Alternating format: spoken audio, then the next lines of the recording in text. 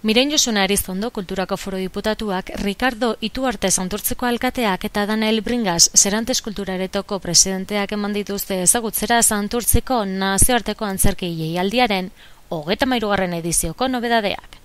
Jaialdi hori urriaren 19an hasi eta azaroaren 25ean bukatuko da, urtero bezala Serantes Kulturaretoan. Antzerki jaialdi hau Bizkaiko antzerki jaialditako zaharrena, Santurtzen egiten diren kultura ekitaldi garrantzitsuenetakoa da. Serantes Kulturaretok antolatuta dago eta kalitate handiko antzezlanak biltzen ditu neurrizko prezioan.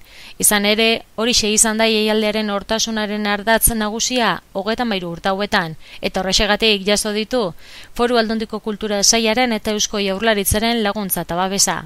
Santurtziko nazioarteko antzerki jaialdiak esena ikuskizun anitza eskaintzen digu, hala nola, komedia, thrillerra, antzerki soziala, dantza antzerkia, musika antzerkia, opera, dantza garaikidea eta abar.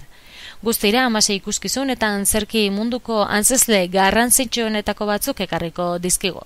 Aipatu behar da jaialdi honen ezaugarritako bat, publiko ororen gogo lanak eskaintzea data.